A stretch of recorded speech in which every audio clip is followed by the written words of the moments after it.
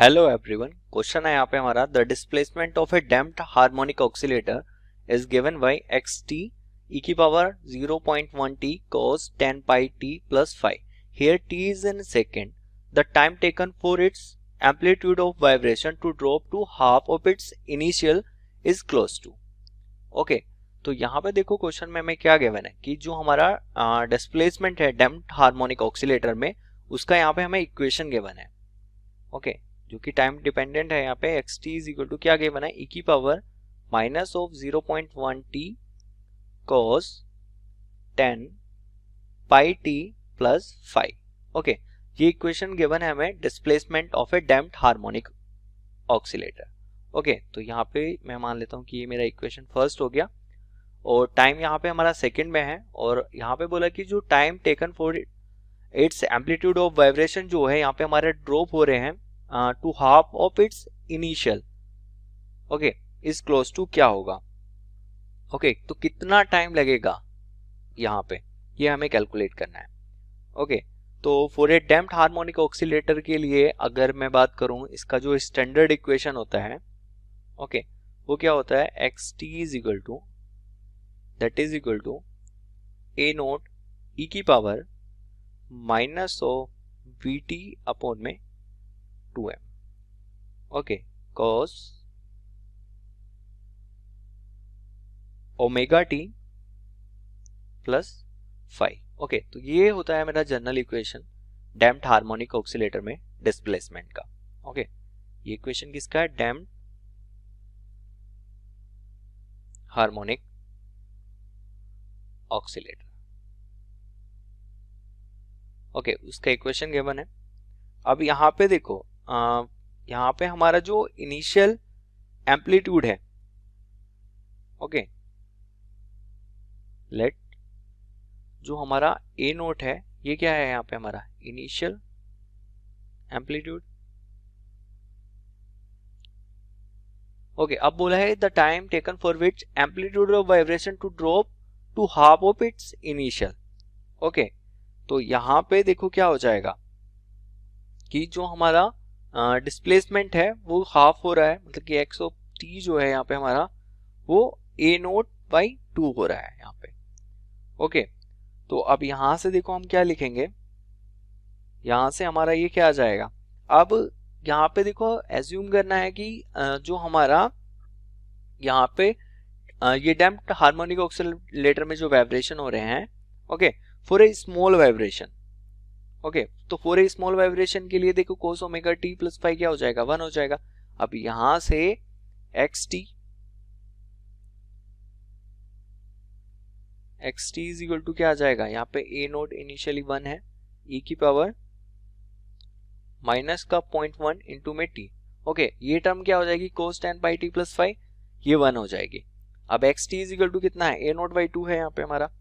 Okay पे ये रख देते हैं value A naught by 2 that is equal to A naught e की पावर माइनस ऑफ 0.1 टी. अब यहाँ से देखो ए नोट से ए नोट यहाँ पे मेरा कैंसिल आउट हो जाता है. सो अब यहाँ से देखो क्या आ जाएगा, ये 1/2 दैट इज इक्वल टू ई की पावर माइनस का 0.1 टी. और यहाँ से देखो इसको हम क्या लिख सकते हैं, 1 ये इधर आ जाएगा ई की पावर माइनस का 0.1 t that is equal to 2. तो यहाँ से देखो इसको मैं लिख सकता हूँ ई की power 0.1 t that is equal to 2 और यहाँ से ये हमारा कितना आ जाएगा 0.1 t और यहाँ से ये आ जाएगा हमारा ln2. ओके और log 2 की वैल्यू क्या होती है 0.693. तो टाइम यहाँ से हमारा कितना आ जाएगा 0.6932 और डिवाइडेड बाय 0.1. ओके तो is just nearly equal to यहाँ से हमारा क्या आ जाएगा, ये आ जाएगा यहाँ से हमारा 6.93. Okay which is nearly equal to 7. Okay 7 second. तो यहाँ से हमें ये टाइम ही बताना था कि कितने टाइम में वो हाफ हो जाएगा इनिशियली का. Okay so this is the answer. अभी देखते हैं अपना ऑप्शन. तो 7 सेकेंड यहाँ से हमारा जो सेकेंड ऑप्शन है is correct for this question. I hope you like this video and thank you so much for watching. Hello everyone, the question says that a simple harmonic motion is represented by y equals to 5 sin 3 pi t plus root 3 cos 3 pi t centimeter the amplitude and time period of the motion by. So in this question I have to find out amplitude and time period. Now first I will write, we have given y equals to 5 sine of 3 pi t plus root 3 cos 3 pi t. So now we can say this equation by 5 into 2. So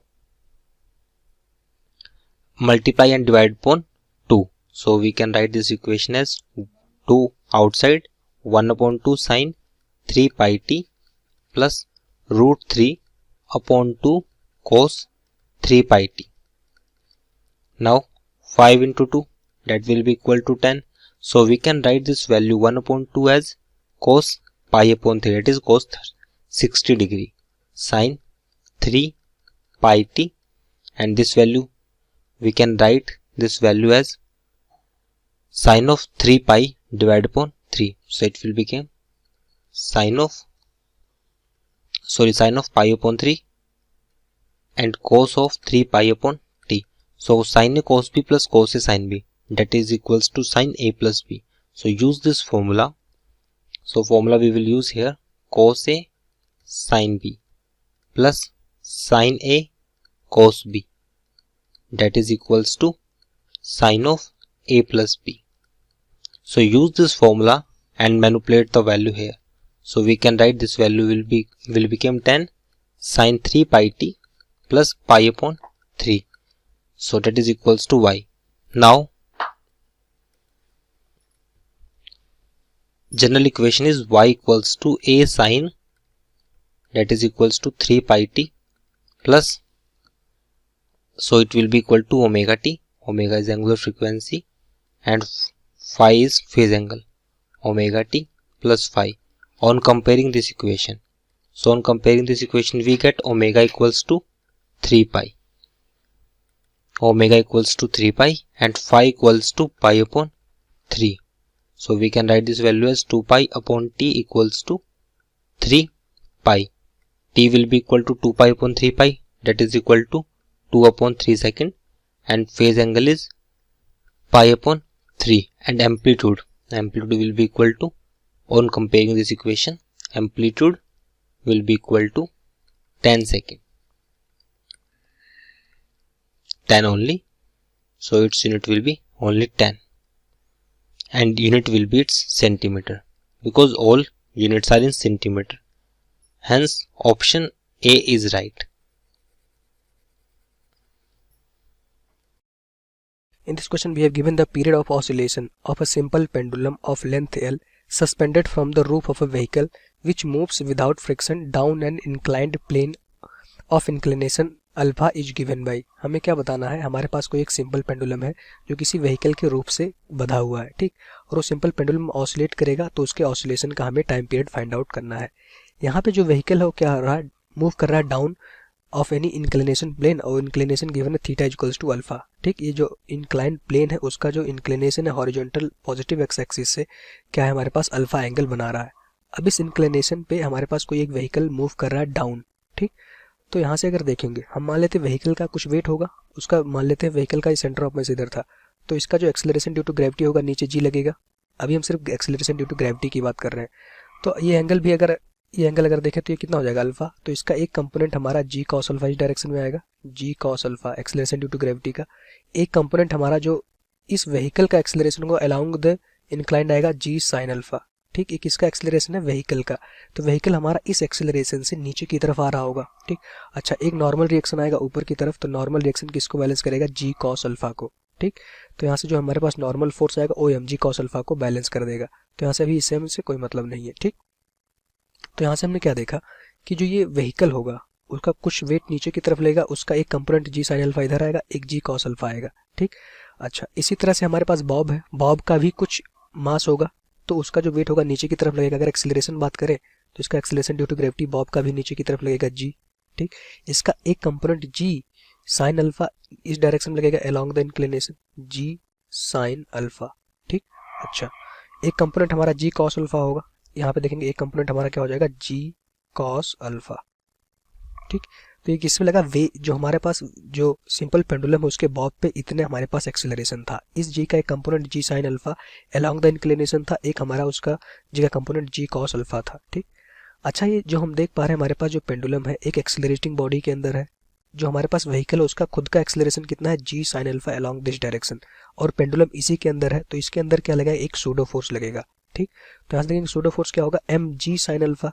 pseudo force क्या होता है, अगर कोई body इस direction में एक acceleration से जा रही है, ठीक, इसके अंदर कोई ऑब्जेक्ट बैठा हो तो उस पर एक सूडो फोर्स लगेगा और उसकी वैल्यू कितनी हो जाएगी, इसका मास m है तो इसको एक्सेलरेशन उसका जो फोर्स होगा m इंटू ए के बराबर हो जाएगा अपोजिट डायरेक्शन में। ठीक, तो यहाँ से हम कहेंगे कि इस बॉब पे एक जी साइन अल्फा इस डायरेक्शन में लगेगा अपोजिट डायरेक्शन में, क्योंकि ये जो हमारे पास व्हीकल उसका एक्सेलरेशन क्या था, जी साइन अल्फा डाउनवर्ड डायरेक्शन में, तो एक सूडो फोर्स अप्लाई करेगा इस बॉब पे और उसकी वजह से जो एक्सेलरेशन है क्या हो जाएगा, जी साइन अल्फा। किसकी वजह से आया, सूडो की वजह से।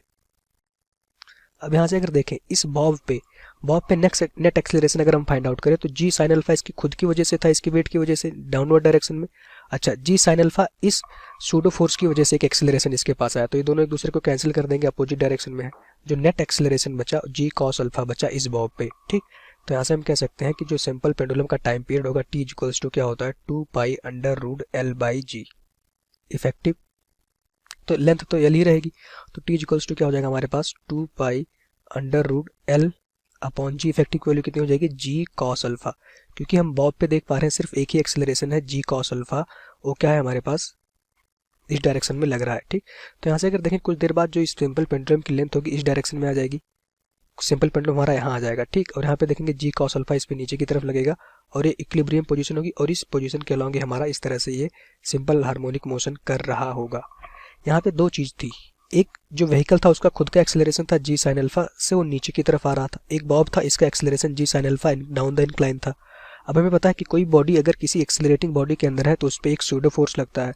अब बॉब हमारा इस व्हीकल के अंदर था, बधा हुआ था। ठीक, तो इस पर एक सूडो फोर्स लगेगा कितना, एम जी साइन अल्फा। अगर इस बॉब का मास m होता, हमें सिर्फ एक्सेलरेशन की बात करना है, क्योंकि हमें जब टाइम पीरियड लिखते हैं तो हमें सिर्फ एक्सेलरेशन जी इफेक्टिव की वैल्यू चाहिए। तो यहाँ से हमने देखा कि एक pseudo acceleration g sine alpha ऊपर की तरफ आएगा जो इस बॉब के एक्सेलरेशन को कैंसिल कर देगा। ठीक, तो नेट एक्सेलरेशन डाउनवर्ड डायरेक्शन इस डायरेक्शन में आया जी कॉस अल्फा, तो टाइम पीरियड कितना हो जाएगा, T equals to 2 pi under root L upon g cos alpha. यही हमारा इस क्वेश्चन का आंसर हो जाएगा। ठीक, तो जो पेंडुलम है इस व्हीकल के अंदर उसके टाइम पीरियड कितना होगा, T equals to 2 pi under root L upon g cos alpha. ठीक, तो अगर ऑप्शन देखें तो ऑप्शन ए इस क्वेश्चन का राइट आंसर हो जाएगा। ठीक, thank you. One end of a long metallic wire of length L is tied to the ceiling. The other end is tied to a massless spring of spring constant K, area A, mass M, hangs freely from the free end of the spring, area of cross section, and the Young's modulus of the wire are A and Y respectively.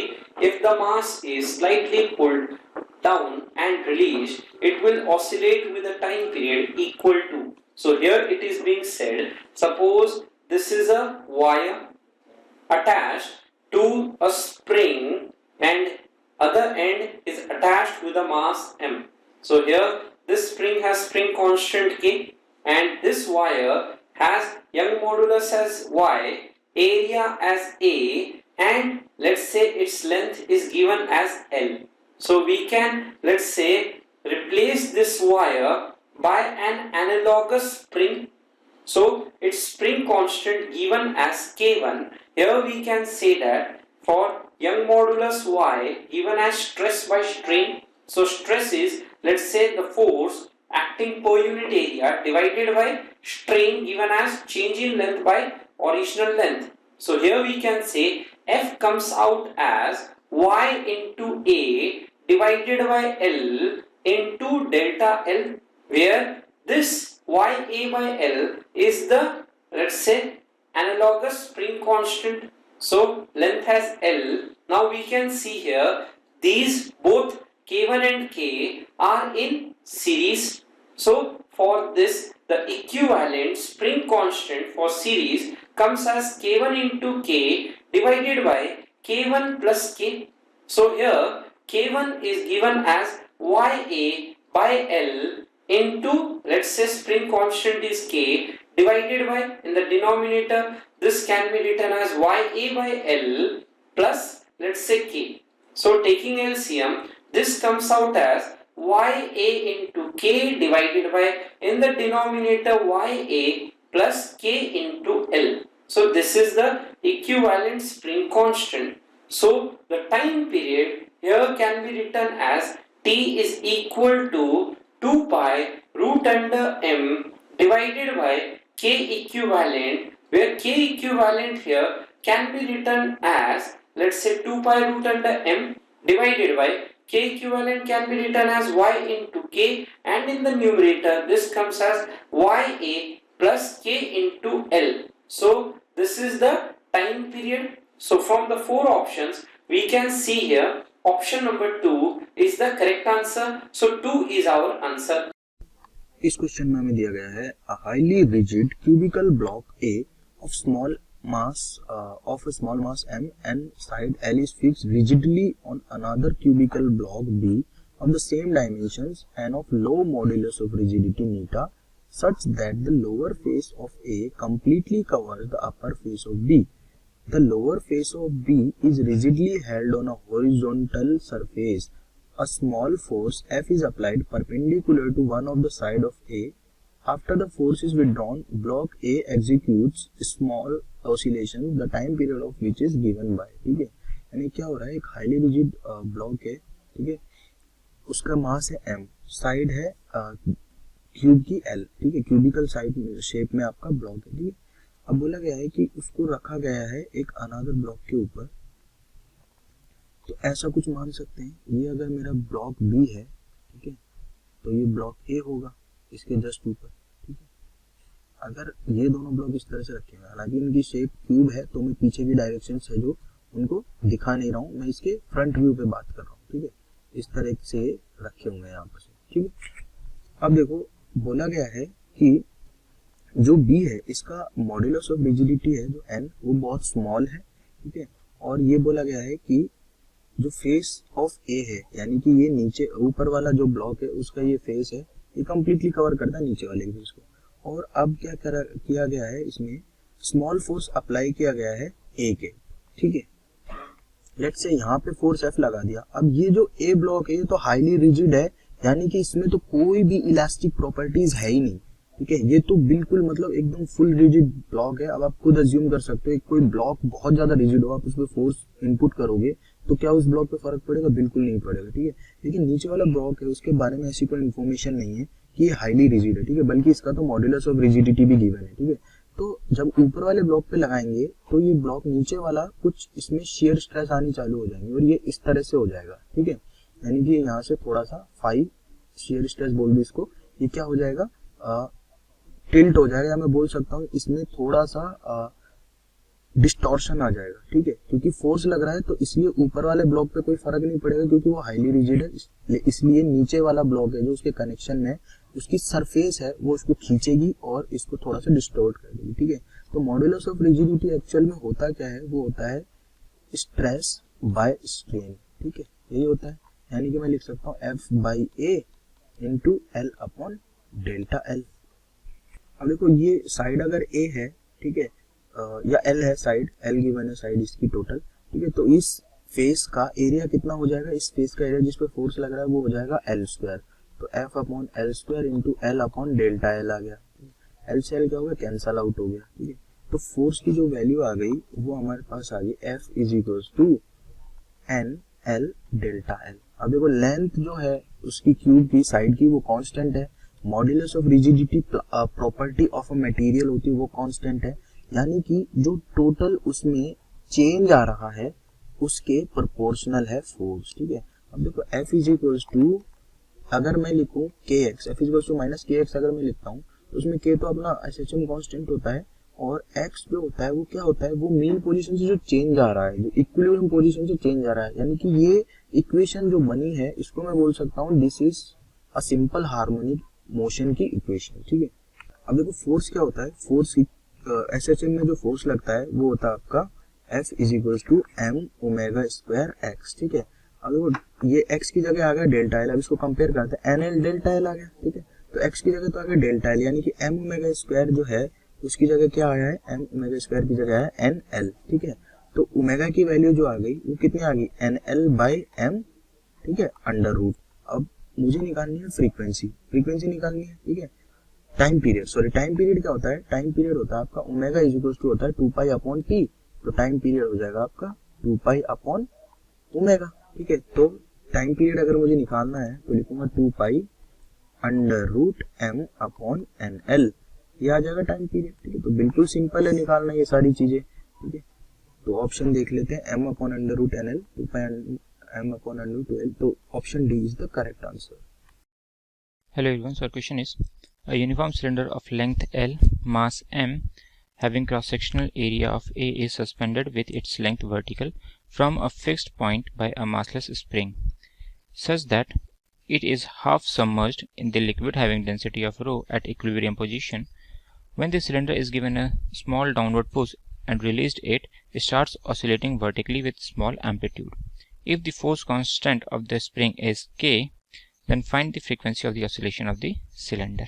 Okay, so in the given question we have been given a uniform cylinder having length L, mass m and cross-sectional area A is suspended through a vertical massless spring. Okay, now this block, let us suppose we have displaced it by a distance of small x. So the forces experiencing by the cylinder will be equals to the spring force which will act vertically upward, Fs, and the buoyancy force which will also act vertically upward, correct. Now both forces are acting upward, therefore the net force will be given as F is equals to F net will be equals to the buoyancy force plus the spring force.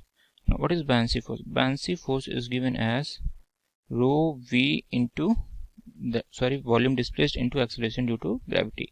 Now volume displaced will be area into the submerged part of the cylinder, correct. So it will be equals to rho into area into x times acceleration due to gravity, and the spring force is given as k times x, where x is the extension, correct. Therefore net force will be equals to rho agx plus kx, correct.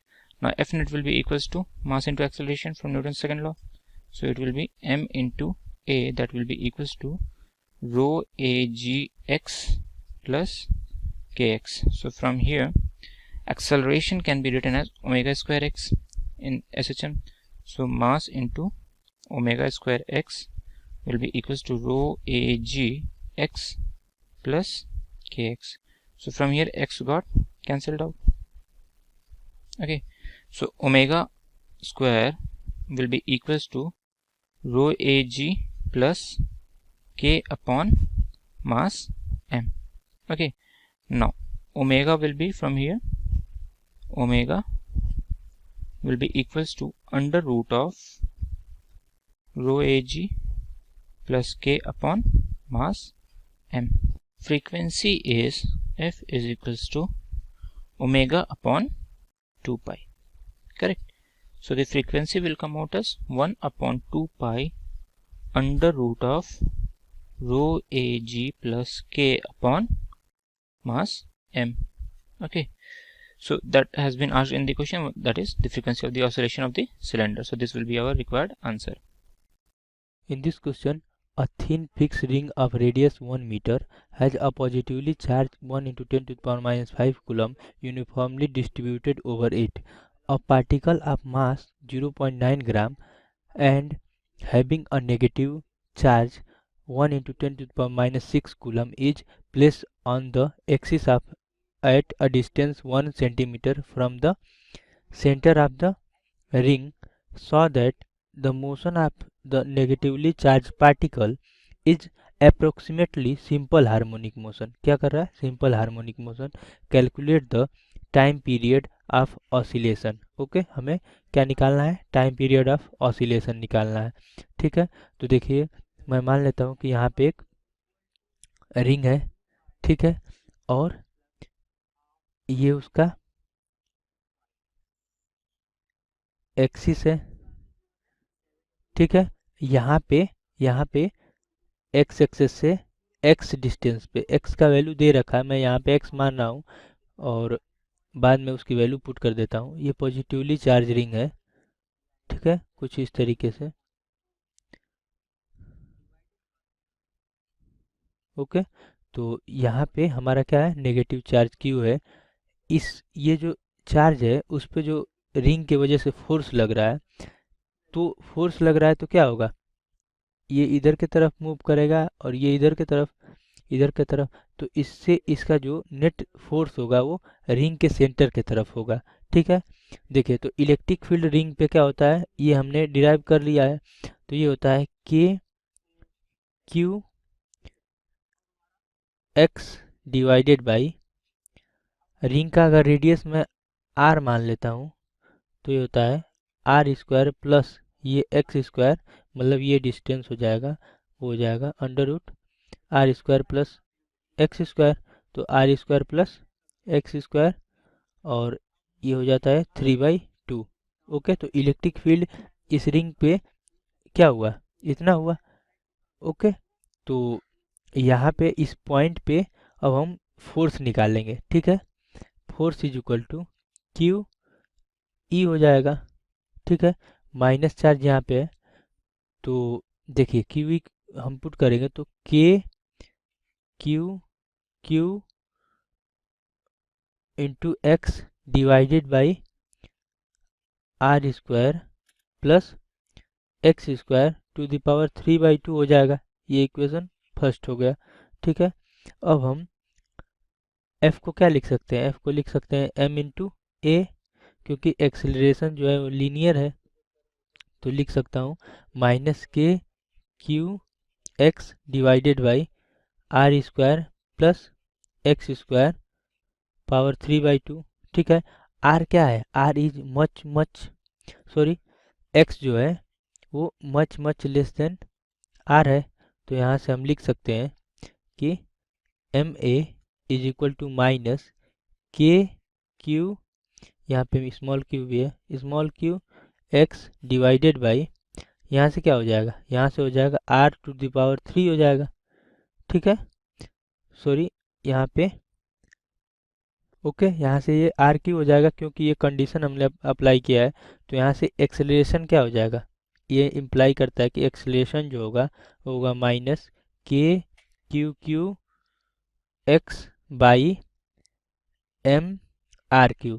ठीक है, तो ये क्या हो जाए, SHM में हम क्या पढ़े हैं, A is equal to minus omega square X, तो यहाँ पे क्या है, X ओमेगा स्क्वायर क्या हो गया, यहाँ से मिल गया हमें। ठीक है, तो ओमेगा स्क्वायर यहाँ से मिल गया, तो ओमेगा इज इक्वल टू लिख सकते हैं omega square is equal to KQ by, यहाँ से क्या मिलेगा, MRQ। ठीक है, तो अब हम इसको लिख सकते हैं कि जो हमारा टाइम पीरियड, यहाँ से ओमेगा मैं निकाल लेता हूँ, ये हो जाएगा under root KQ by MRQ, यहाँ से टाइम पीरियड हो जाएगा 2 बाई ओमेगा, या इसको लिख सकते हैं 2 अंडर रूट, ये ऊपर चला जाएगा MR cube divided by KQ okay, तो टाइम पीरियड जो होगा वो क्या हो जाएगा 2 अंडर रूट, m की वैल्यू क्या है 0.9 ग्राम है, तो उसको क्या हम कन्वर्ट कर लेंगे kg में बाई मल्टीप्लाइंग 10⁻³ इंटू r की वैल्यू क्या है, रेडियस दे रखा है 1 मीटर, तो 1 का क्यूब कर देंगे डिवाइडेड बाई k की वैल्यू क्या होती है, k तो इतना ही होता है 1/4 एप्सिलॉन नॉट ओके, तो इसकी वैल्यू क्या होती है 9 इंटू 10⁻9 होती है, तो ये लिख सकते हैं 9 इंटू 10⁻9 इंटू क्यू क्या दिया है, क्यू दे रखा है 10⁻⁻5 और स्मॉल क्यू क्या दिया है 10⁻6। ओके, जब इसको हम सॉल्व करेंगे ओके, तो हमारा जो टाइम पीरियड आएगा वो 0.628 सेकेंड आएगा।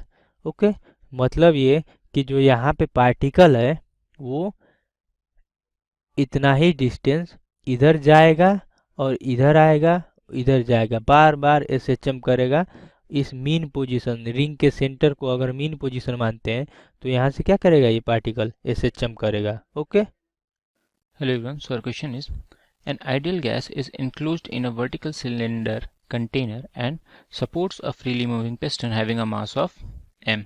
ठीक है, The piston and the cylinder have equal cross-sectional area A. The atmospheric pressure is P naught, and when the piston is in equilibrium, the volume of the gas is V naught.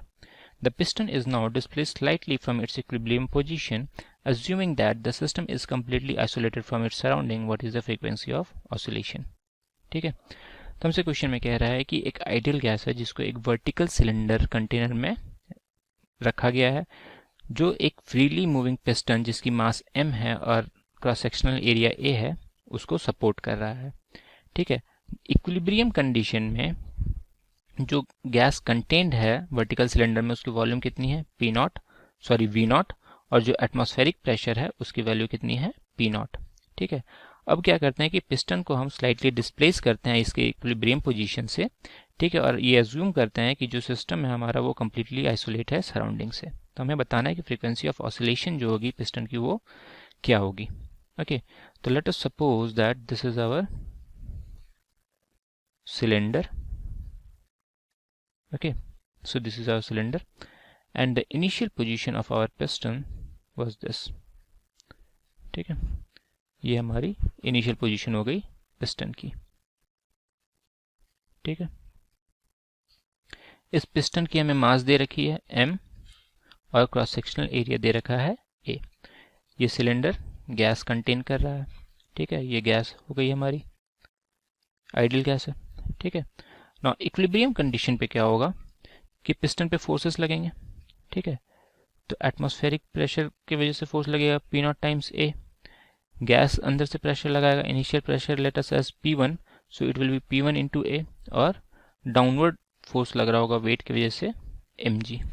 ठीक है, तो equilibrium position पे at equilibrium position P1 कितनी होगी, P1A हो जाएगा हमारा mg plus P not times A। Let us suppose this is our equation number 1। Now अब हम क्या करते हैं कि अपने पिस्टन को उसके इक्विलिब्रियम पोजीशन से डिस्प्लेस करते हैं। ठीक है, तो ये आ गया हमारा पिस्टन। ठीक है, इसको हमने कितना डिस्प्लेस कर दिया, लेट अस सपोज कि हमने इसके पोजीशन से x डिस्प्लेस कर दिया।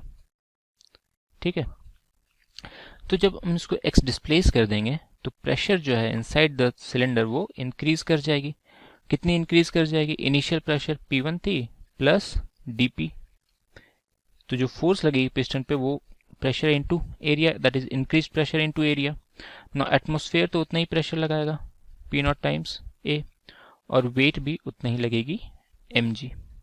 ठीक है, तो न्यू पोजीशन पे हम इक्वेशन क्या लिख सकते हैं कि जो नेट फोर्स होगी F net will be equals to P1 plus dP into A minus P naught into A plus mg। ठीक है, तो acceleration let us suppose as A of the piston.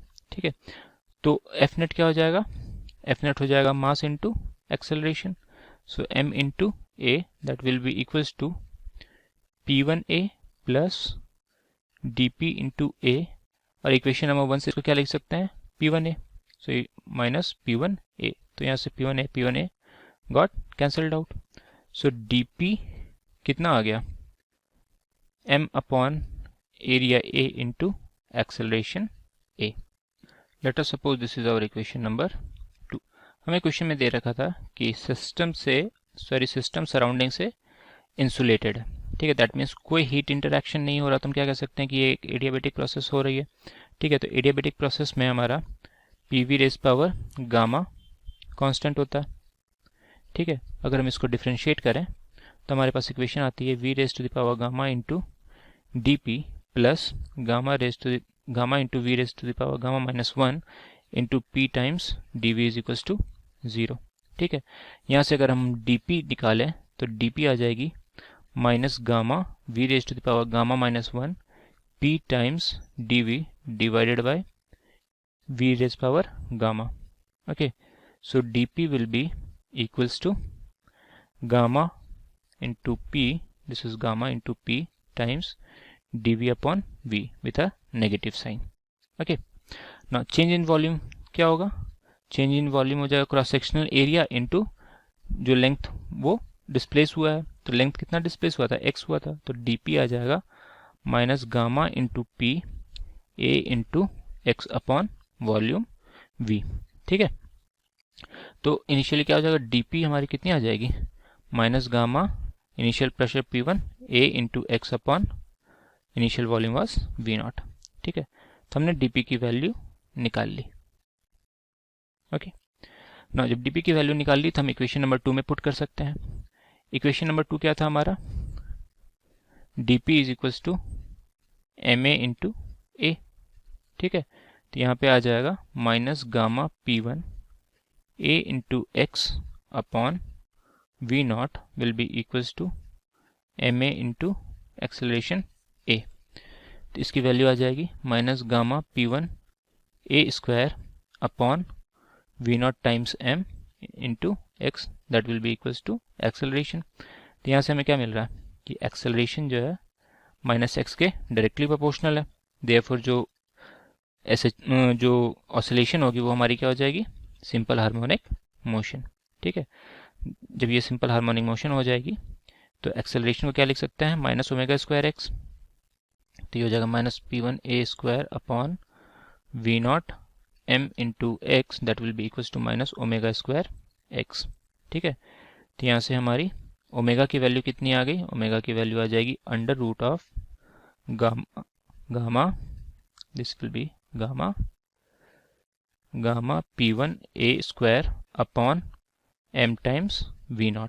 ठीक है, ये आ गई गामा, और ओमेगा की क्या होती है 2 पाई f, तो फ्रीक्वेंसी हमारी कितनी आ जाएगी, फ्रीक्वेंसी आ जाएगी हमारी 1 upon 2 pi under root of gamma into P1 a square upon m V0। ठीक है, इक्वेशन नंबर 1 से हम P0 की वैल्यू रख सकते हैं, तो फ्रीक्वेंसी हमारी फाइनली आ जाएगी 1 upon 2 pi under root of gamma into equation number 1 से ये आ जाएगी mg plus P0 a into a divided by mv0। ठीक है, और फाइनल इक्वेशन हमारी फ्रीक्वेंसी की हम क्या लिख सकते हैं, 1 upon 2 pi under root gamma into mga plus P0 a square divided by mv0। अगर हम ऑप्शंस में देखें तो ऑप्शन नंबर 1 इज करेक्ट। इस क्वेश्चन में दिया गया कि कोई पॉइंट मास m है, उसको suspended at the end of massless wire.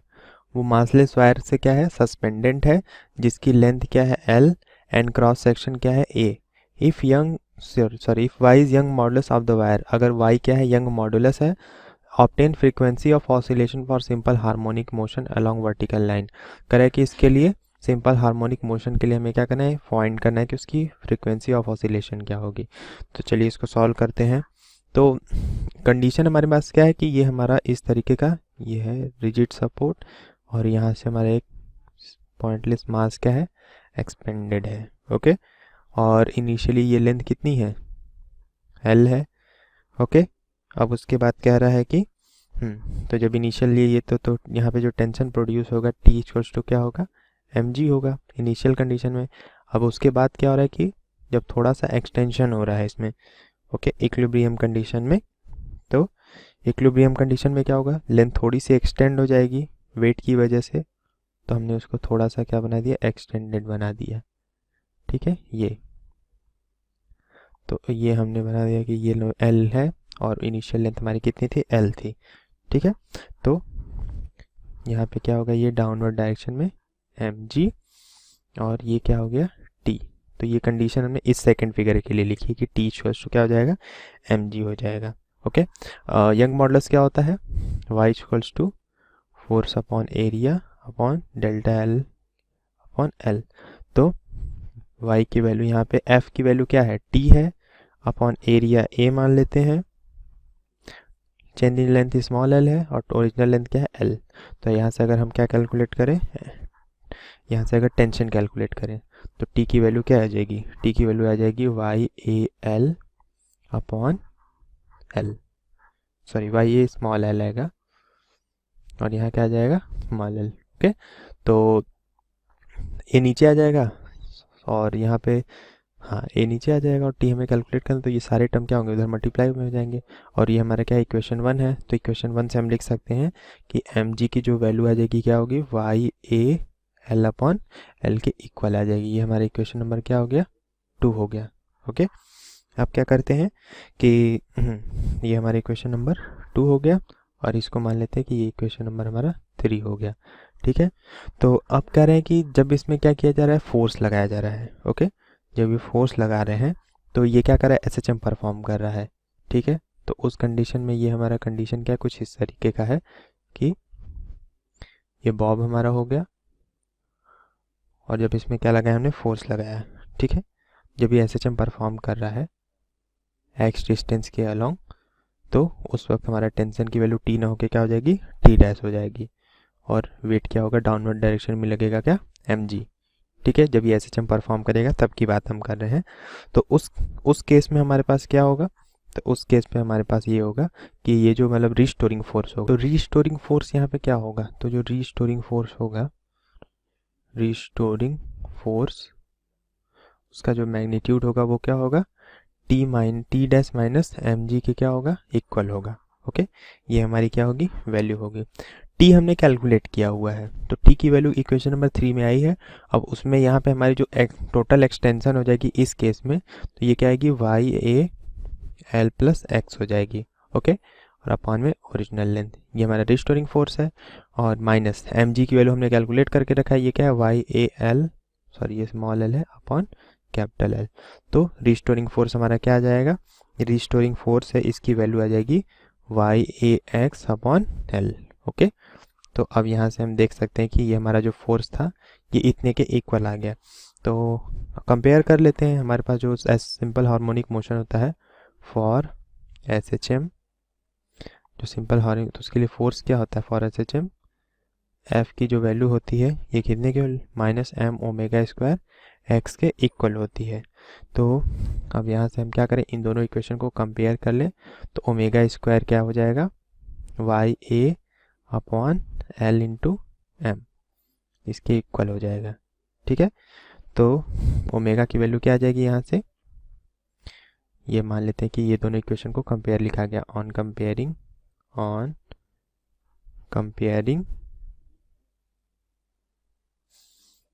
above two equation, इन दोनों इक्वेशंस को क्या किया गया, कंपेयर किया गया। ठीक है, तो ये वैल्यू मिल गई, तो ओमेगा यहाँ से कितना आ जाएगा, अंडर रूट में Y A upon L into M, ये वैल्यू आ गई हमारे पास।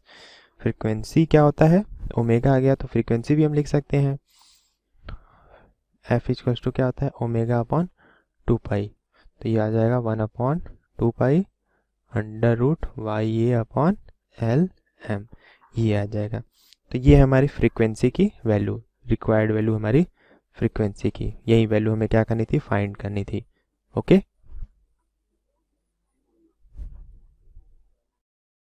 इस क्वेश्चन में दिया गया कि कोई 0.1 kg मास है, इसको सस्पेंड किया गया वायर से नेग्लेजिबल मास के। ओके, इस मास को जस्ट वायर से सस्पेंड करें, उसका मास क्या है, नेग्लेजिबल है।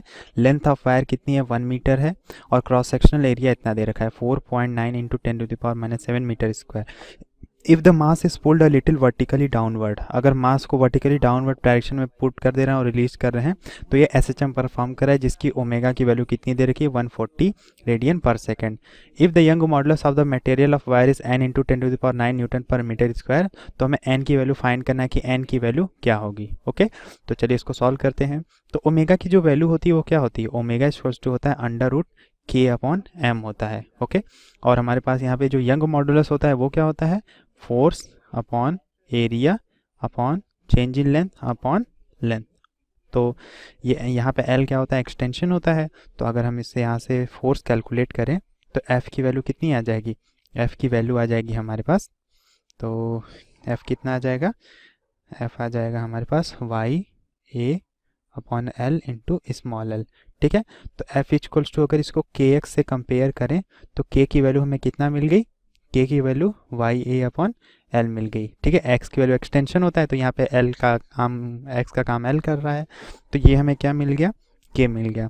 अब इस इक्वेशन को इस इक्वेशन 1 में पुट कर देते हैं, तो ओमेगा इक्वल्स टू क्या हो जाएगा, under root Y A upon L M. Okay, और हमें क्या करना है, एन फाइंड करना है, तो ओमेगा स्क्वायर इक्वल्स टू क्या हो जाएगा, Y A upon L M. अब क्या करते हैं, वैल्यू पुट करते हैं, तो ओमेगा स्क्वायर की वैल्यू कितना है 140, तो 140 into 140 is equals to n into 10 to the power 9 into area कितनी दे रखी है 4.9 into 10 to the power -7 upon wire की लेंथ कितनी दे रखी है 1 मीटर है, और उसका मास कितना दे रखा है 1 kg, 0.1 kg। Okay, 0.1 kg। तो यहाँ से हम देख सकते हैं कि हमारी जो वैल्यू होगी ये कितनी आ जाएगी, यहाँ से आप देख सकते हैं कि 0.1 हटाएंगे तो ऊपर एक जीरो और बढ़ जाएगा, तो ये पॉइंट क्या होंगे, कैंसिल हो जाएंगे। तो और 10 टू द पावर -7 से 10 टू द पावर 9 क्या होगा, कैंसिल हो गया, 100 बच जाएगा। तो यहाँ से वैल्यू कितनी आ जाएगी, n into 100 is equals to 140 into 140 upon में क्या आ जाएगा 49। ठीक है, तो यहाँ से हम क्या कर सकते हैं कि 100 से फिर डिवाइड कर देते हैं, n equals to 140 into 140 upon 4900, तो 0 से 0 क्या होगा, कैंसिल हो जाएगा। 7 2 जा 14, 7 एक 7 से ये क्या होगा, कैंसिल हो जाएगा 2 टाइम्स में। ओके, तो ये कितना आ जाएगा, n की जो वैल्यू आ जाएगी 4 आ जाएगी। ओके, n की वैल्यू कितनी आ गई हमारे पास, 4 आ गई। तो यही हमारा क्या है, रिक्वायर्ड आंसर है। तो जो वायर है उस वायर के लिए हमारा जो यंग मॉडुलस है उसमें जो n लिखा हुआ है वो 4 into 10 to the power 9 newton पर मीटर स्क्वायर होगा। हमें n फाइंड करना था, तो n की यही वैल्यू है।